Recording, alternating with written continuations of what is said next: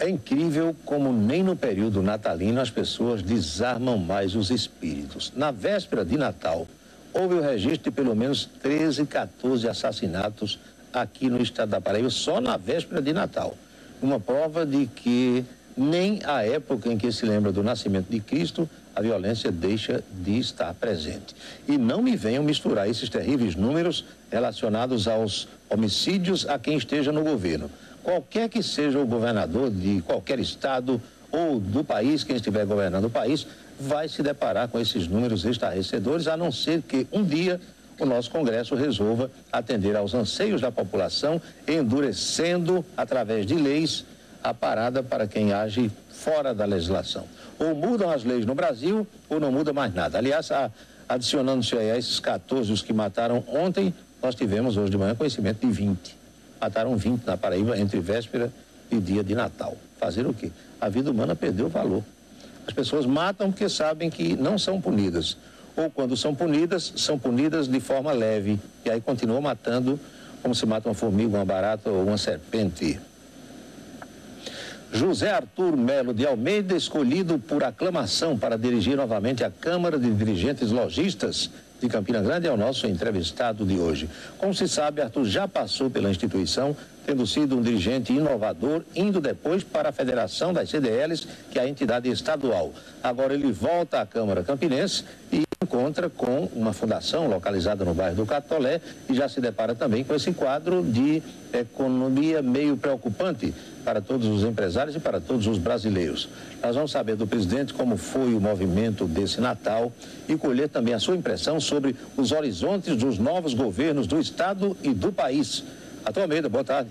Boa tarde a você, Paulo. Boa tarde a todos os nossos espectadores. Bom Natal, tranquilo? Bom Natal, eu fiquei em casa, minha família, graças a Deus, tudo bem mais. Vamos começar com o movimento desse fim de ano. Alguns dizem que foi fraco, outros dizem que foi bom. Qual é a média disso na sua ótica? Não, veja só, Paulo, o cliente ele saiu de casa para comprar, mas qual é o movimento que a gente pôde perceber? É que ele procurou comprar produto de valores agregados mais baixos. Ele procurou comprar a lembrancinha. Então é o chamado Natal das lembrancinhas, que isso aí termina impactando no bolo total das vendas, né? Os números a gente ainda não tem, porque só vai ter, na verdade, os números oficiais no início de janeiro, que retrata o mês todo, mas por uma pesquisa que a gente procurou fazer em cima dos maiores, né, associados que a CDL tem, especificamente Campina Grande, a gente pôde perceber que houve uma queda no volume de venda em função do ticket médio que caiu. Então, é um comportamento que deve terminar... Isso reflete o quê, Arthur? A economia do país, né? O Brasil, a inflação e a pouca expansão econômica do país levaram o país a essa condição. Porque, veja só, digamos que você ganhe, é uma ofensa a você o que eu vou dizer, mas digamos que você ganhe R$2.000 por mês. Tá certo? E aí, em janeiro desse ano, você ganhava 2.000. Você comprava muito mais do que você compra hoje, com 2.000. O poder de compra diminuiu. Então, esse impacto não é que as pessoas queiram, é porque são levadas a isso. Né? Agora nós observamos que houve um aumento no volume de compras à vista. Por quê? Porque o consumidor... Com medo de se endividar. Porque há todo um cenário nebuloso desenhado para 2015, enfim. Então as pessoas estão com medo de assumir esse tipo de compromisso. E tudo isso termina acontecendo e se revelando... Pelo seu depoimento, eu percebo que há uma atenção maior das pessoas para esse quadro econômico, não é? Perfeitamente. Não só dos estudiosos, nem dos empresários, mas do povão mesmo. No dia a dia, da dona de casa, das pessoas. Porque isso é importante, né? Eu até conversando eu acho que a CDL vai ver se a gente consegue, inclusive aqui, vou conversar com o doutor Dalton depois, se a gente consegue algum programa, pelo menos uma vez por semana, para a gente tratar de questões com enfoque exclusivamente econômico, porque eu acho que é a pauta que as pessoas voltarão a dar devida atenção. Numa linguagem didática que todo mundo entenda. Porque a economia, olha, a Margaret Thatcher disse uma vez... A Dama de Ferro. A Dama de Ferro, ela disse uma coisa muito interessante do parlamento, né, inglês. Ela disse, olha, o orçamento da dona de casa, da pequena empresa e do governo federal, a lógica dele é a mesma. É a mesma. Ou seja... Muda o montante, só os valores, isso, né? Mas a lógica é a mesma. Você tem que ter uma receita superior à despesa e ainda sobrar alguma coisa para poupar. Ou você tem que construir esse cenário. Se você não levar essa situação, você vai ter problema no futuro. E isso que o Brasil está vivendo é exatamente em função do equívoco econômico que o governo cometeu. Agora, por uma questão de justiça, nós vamos dizer que não é só no Brasil, nesse momento. Eu estou vendo com preocupações a Rússia, os BRICS, por exemplo, né, os países emergentes. Dos emergentes, quem vai escapar aí? China, a Índia, a China com crescimento menor do que esperado. A Índia vai bem, né? A Índia está crescendo muito bem. A Rússia não está, você sabe que mas os motivos que levaram esse país à dificuldade é exatamente o mesmo. São os mesmos, né? O motivo é exatamente o mesmo. Você vê assim, vamos trazer para a América do Sul.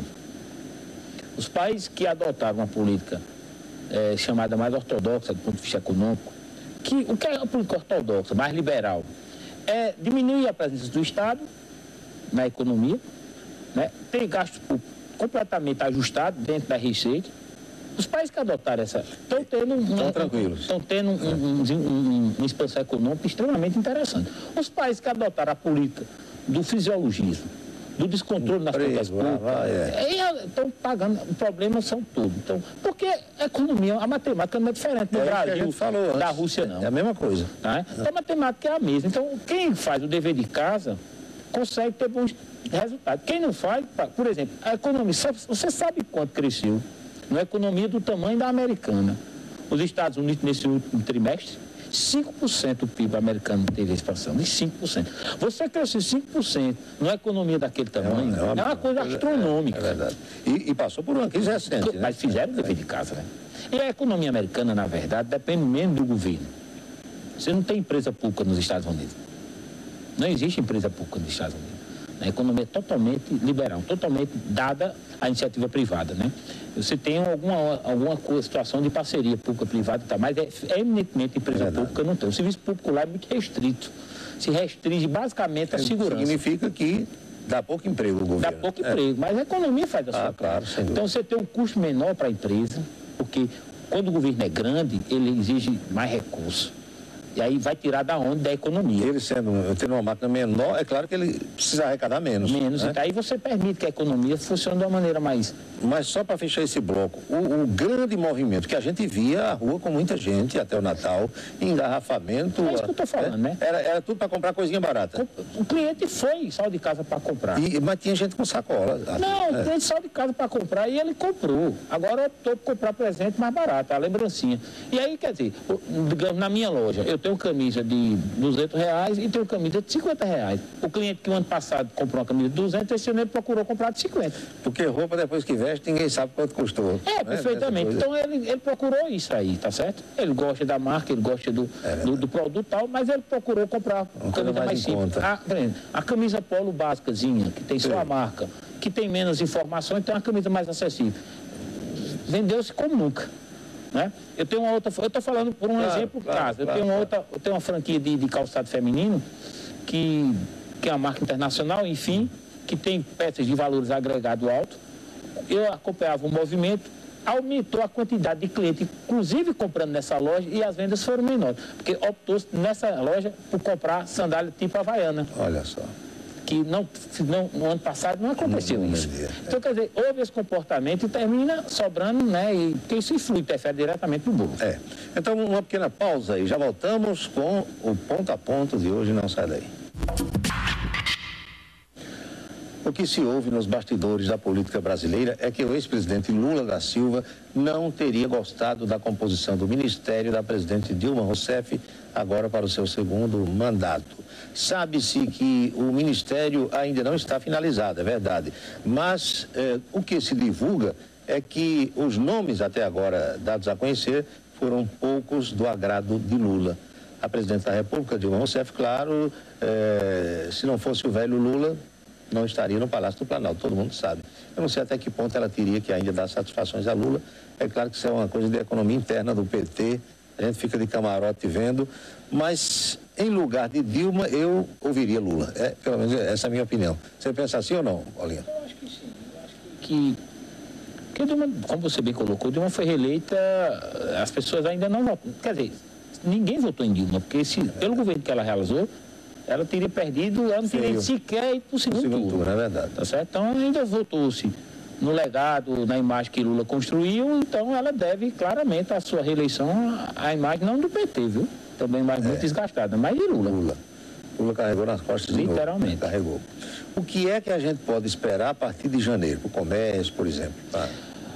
Veja só, as expectativas para 2015, do ponto de vista econômico, Paulo, elas são preocupantes, né? Porque a economia do Brasil, de fato, vai muito mal, em todos os seus fundamentos, né? Você veja, o governo, ele cometeu um crime e pediu que o Congresso tornasse o crime, né? Tornasse o crime, ele descriminalizasse aquele crime, né? Porque endossasse o que foi feito. Perfeitamente. E até eu vi algumas pessoas criticando, não, mas o Fernando Henrique tinha feito o mesmo. Eu digo, não, a diferença da época, Fernando Henrique fez no início do ano, disse, olha, essa meta eu não consigo cumprir.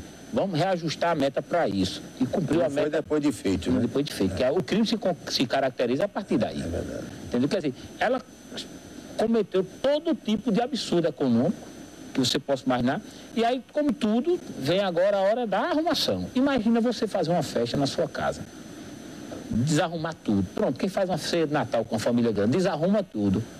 É óbvio que no outro dia vai ter um trabalho gigante, vai ter para poder deixar tudo em ordem.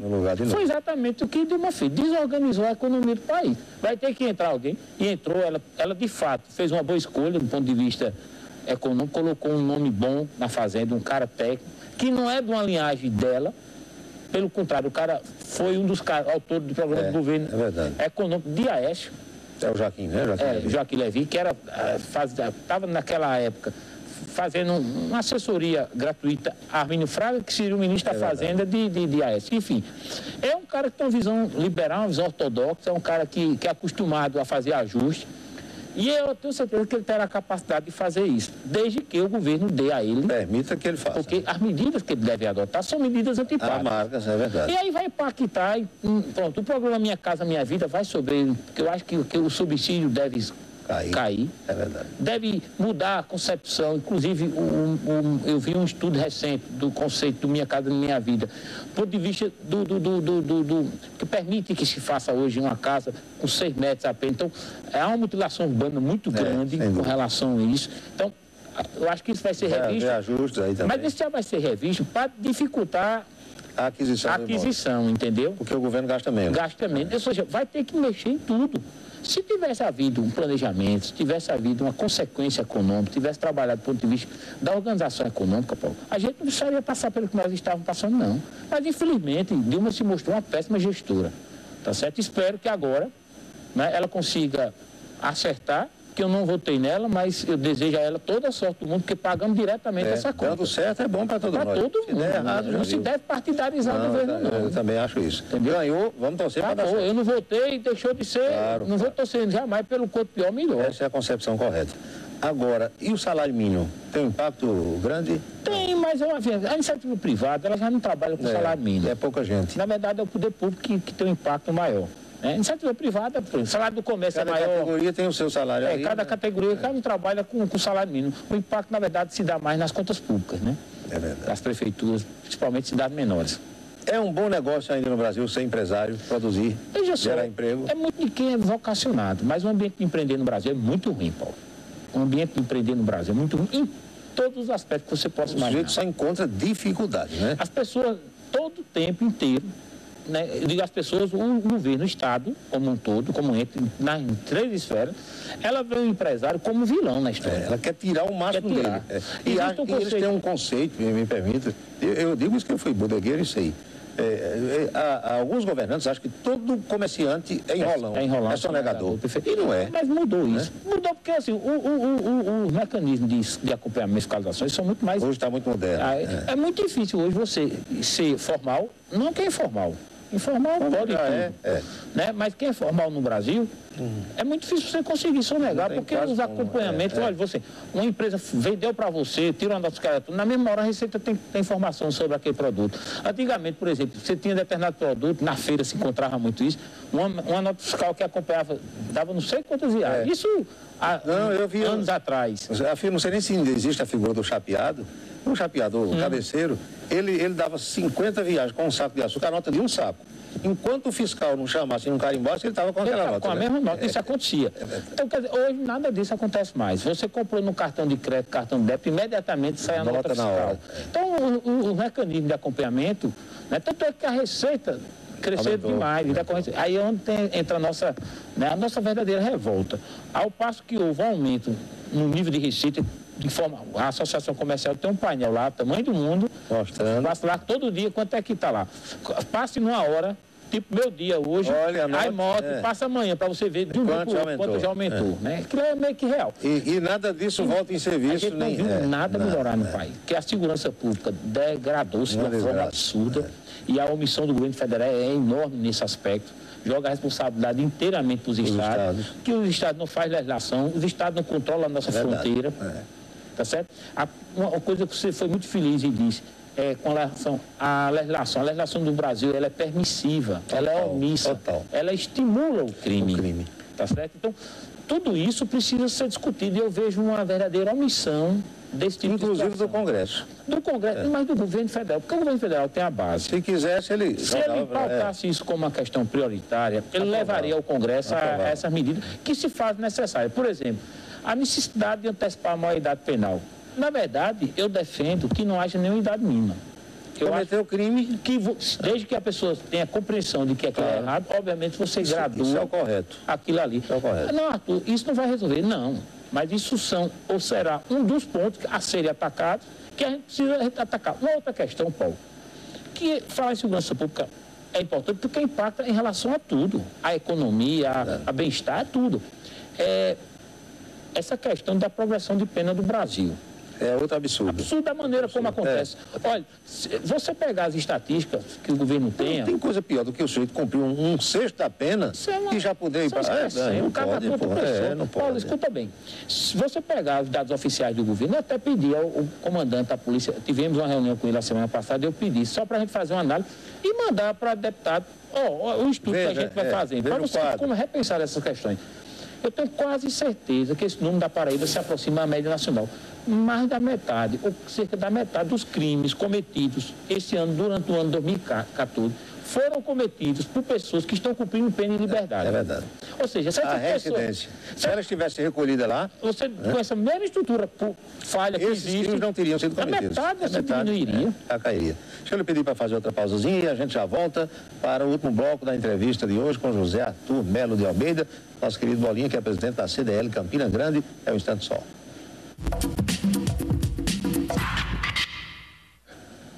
O que a gente estava conversando aqui no intervalo, eu vou falar agora para você que está em casa. O prefeito de Campina Grande, Romero Rodrigues, antecipou o pagamento de aposentados e pensionistas do IPSEM para a véspera de Natal.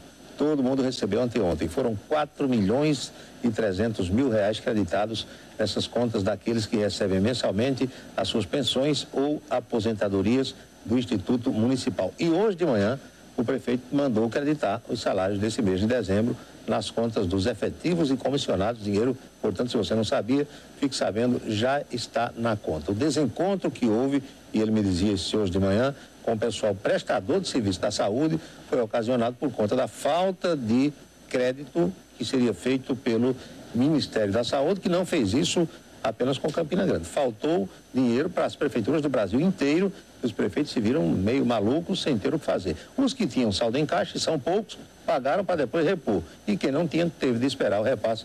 O dinheiro que viria no começo de dezembro só chegou no dia 23. E chegou 70% do que deveria chegar. Um desencontro, parece que faltou dinheiro lá no governo federal. E eu não sei, Arthur, como é que o governo federal, que arrecada tanto, ainda alega falta de dinheiro para repassar para as prefeituras. É incrível, né? Perdoarem, né, Paulo? É que a gente falando. É o desajuste. Totalmente. É o desajuste. O resto a pagar de 2013 para 2014 ultrapassou 50 bilhões de reais. O resto a pagar de 2014 para 2015 seguramente deverá dobrar em relação a isso. A previsão é essa aí. Novamente na CDL, é um cenário diferente, é uma casa que você já conhece, que você reformou, que você deu uma nova feição. Como é que está sendo isso? Veja só, a gente, a administração construiu uma sede para a fundação.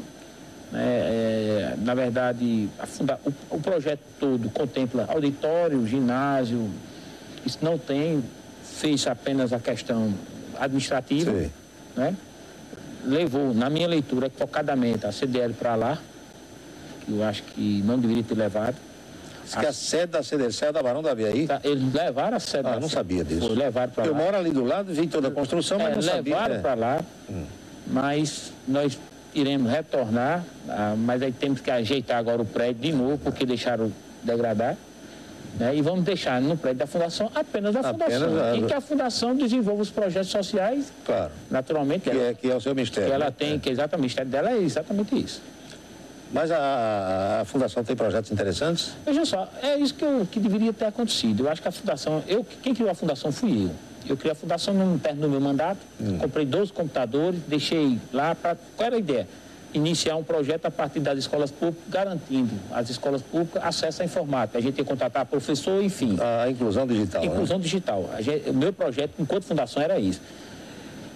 Funcionava no anexo da Barão da Abiaí, no prédio da CDL, que nós reformamos todinho na época. Entregamos o prédio recém-reformado, totalmente pronto. Pá.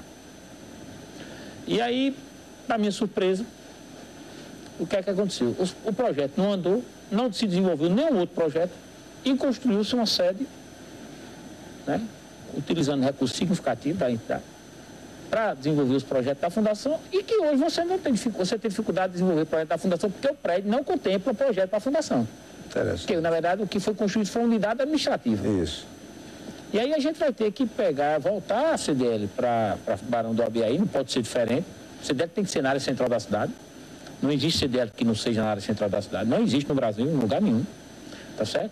E a Fundação trabalhar junto à Prefeitura, às igrejas católicas, evangélicas, os poderes públicos, ver onde é que a gente pode construir as parcerias para poder desenvolver os projetos. Trabalhar. Porque é dessa forma que deveria ter sido. Eu disse, olha, se eu fosse presidente, eu teria ampliado os horizontes de projeto. O projeto fosse crescendo, alugava uma casa.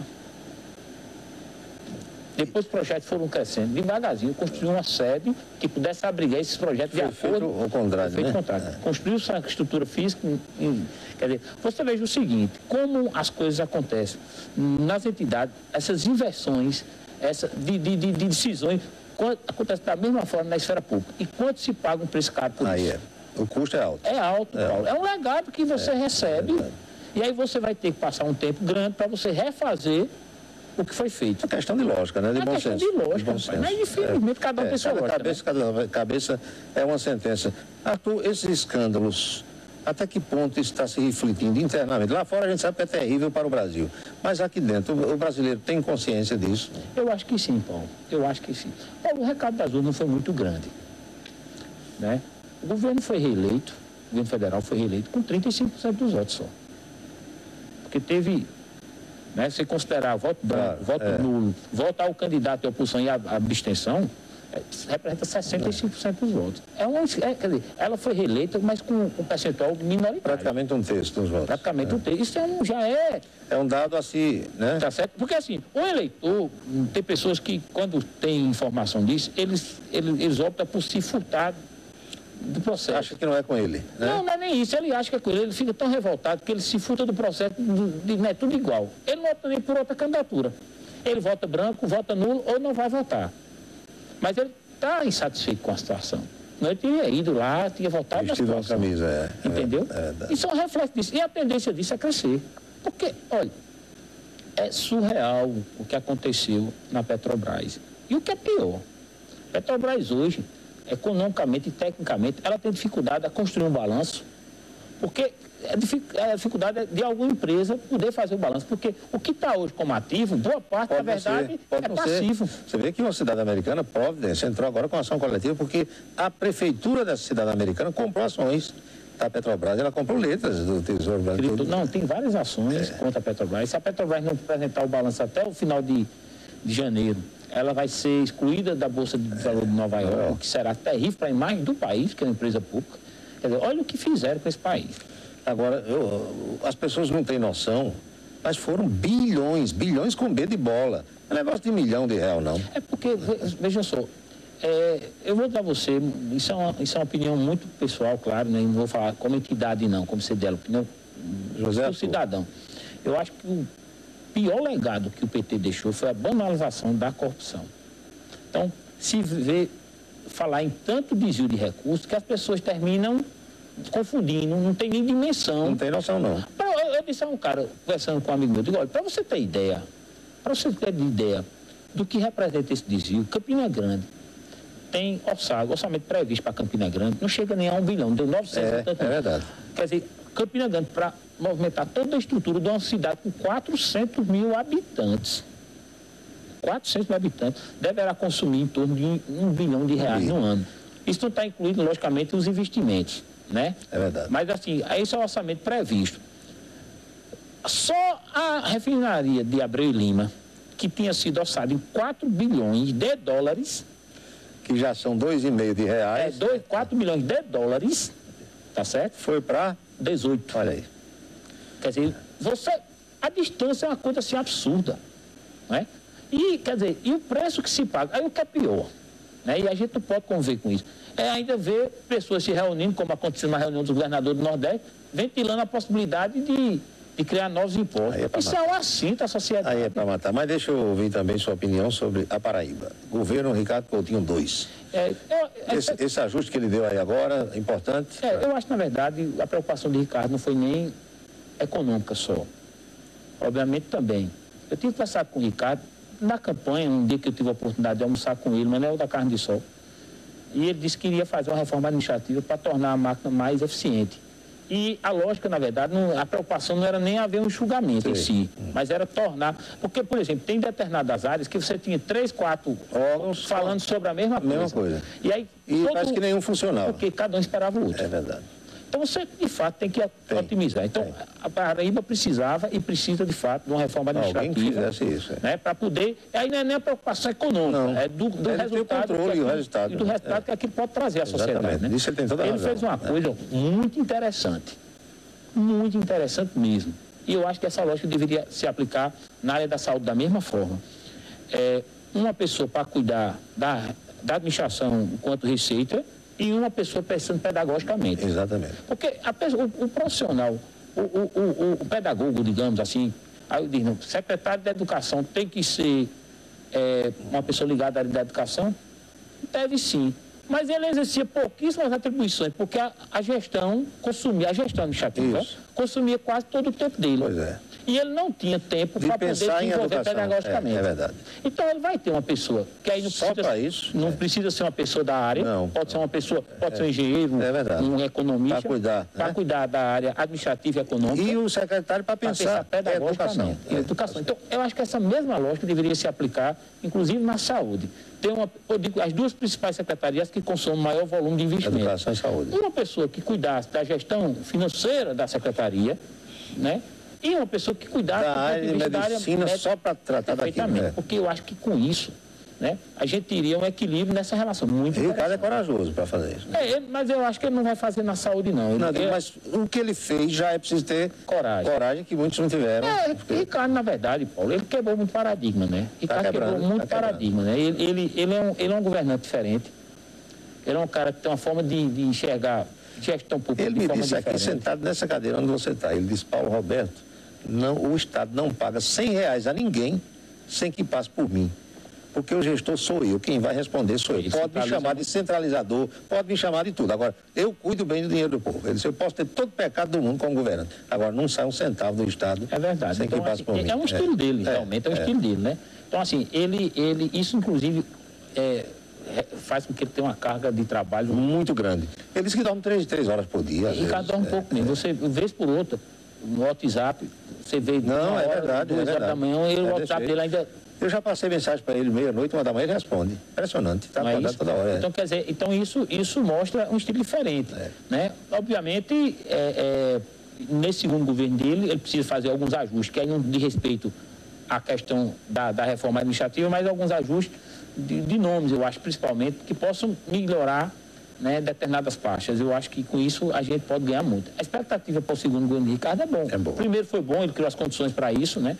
Politicamente saiu fortalecido. Claro. Então isso poderá ajudar muito ele nesse segundo governo. Verdade. Arthur, vamos trabalhar, esperar um 2015 bom, com saúde, dinheirinho no bolso, de vez em quando uma idazinha no Bananal, assim de leve.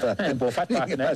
Eu moro ali bem perto do Bananal, para mim... Então, um abraço para a dona Maria, sua mãe, viu? Muito obrigado. E aqui a casa, você sabe que é sua, sem problema nenhum. Paulo, a você e a todos que estão em casa nos assistindo, o trabalho, enfim, 2015, muita paz, muita saúde, muitas bênçãos em nossas vidas, tá certo? Eu lhe quero muito bem, você é um cara sempre muito atencioso conosco. Muito obrigado por tudo. Obrigado também. Última do Calçadão. O balanço apresentado pelo Hospital de Trauma de João Pessoa mostra que mais de 6 mil atendimentos, 6 mil atendimentos a acidentados de motos aconteceram esse ano até agora. Mais de 6 mil.